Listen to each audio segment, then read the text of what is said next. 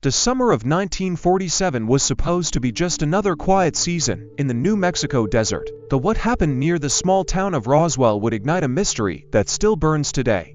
Imagine a rancher, Mac Brazel, riding out on his property after a night of intense thunderstorms, only to find his fields littered with strange, metallic debris. The material was unlike anything he had ever seen: thin, incredibly light, yet impossibly strong. Some pieces were marked with odd symbols that looked almost like writing. Sensing that this was no ordinary wreckage, Brazel reported his discovery to the local sheriff, who then contacted officials at the nearby Roswell Army Airfield. What happened next sent shockwaves across the country. On July 8, 1947, the Roswell Daily Record ran a front-page headline that declared, in bold letters, "RAAF captures flying saucer on ranch in Roswell region." The public's imagination went wild. Had the U.S. military actually recovered a crashed alien spacecraft? For a brief moment, it seemed like the world was on the verge of an earth-shattering revelation. But then, just as suddenly as the story broke, it changed. Military officials quickly backtracked. Brigadier General Roger Ramey held a press conference in Fort Worth, Texas, where he displayed what he claimed was the real wreckage: a downed weather balloon from a classified project called Mogul, designed to monitor Soviet nuclear tests. The story shifted from extraterrestrial visitors to a simple case of misidentified military equipment. The press moved on, and for years, Roswell faded into obscurity. But the mystery was far from over. Decades later, in the 1970s and 80s, researchers like Stanton Friedman and Charles Berlitz began digging deeper. They tracked down witnesses, some of them former military personnel, who told astonishing stories.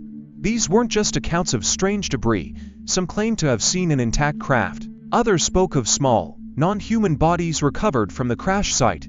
One of the most chilling testimonies came from Major Jesse Marcel, the intelligence officer who had first examined the wreckage in 1947. He later insisted that the material was not from Earth, describing how it could not be cut, burned, or dented, and how it seemed to remember its original shape when folded. If these accounts were true, why would the government cover it up?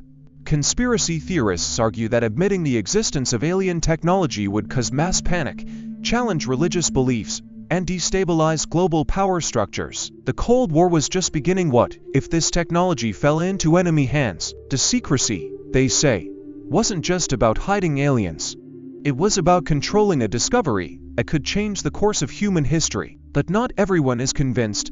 Skeptics point out that many of the most sensational claims emerged years, sometimes decades after the event. Human memory is unreliable, and stories can become exaggerated over time. The alien bodies described by some witnesses, for example, might have been misidentified military test dummies, which were often used in high-altitude experiments and could appear eerily lifelike when recovered from crash sites. As for the debris, Project Mogul was indeed highly classified, using materials that would have seemed bizarre to civilians in the 1940s. The balloons carried radar-reflecting foil, reinforced tape, and strange-looking apparatus that could easily be mistaken for something otherworldly.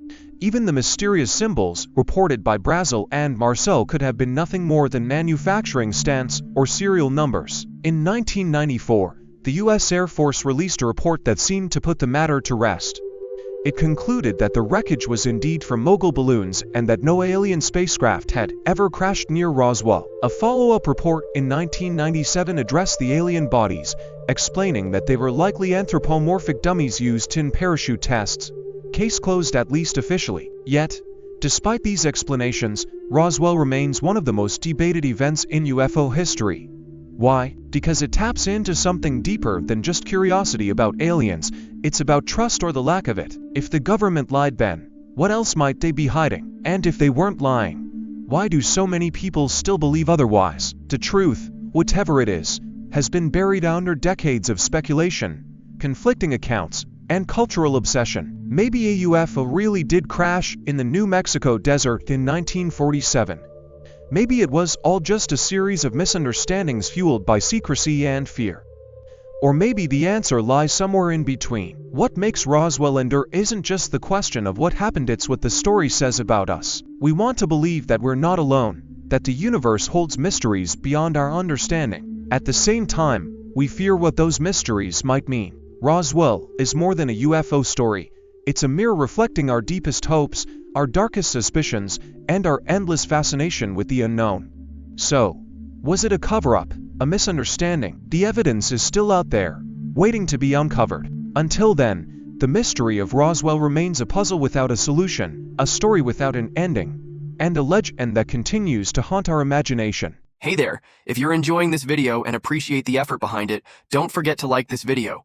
It really helps the channel grow, and if you haven't already, hit that subscribe button and turn on the notifications so you never miss an update. Oh, and one more thing, share this video with your friends. Spread the love and support. Alright, now let's get back to the video. Let me know if you want any tweaks.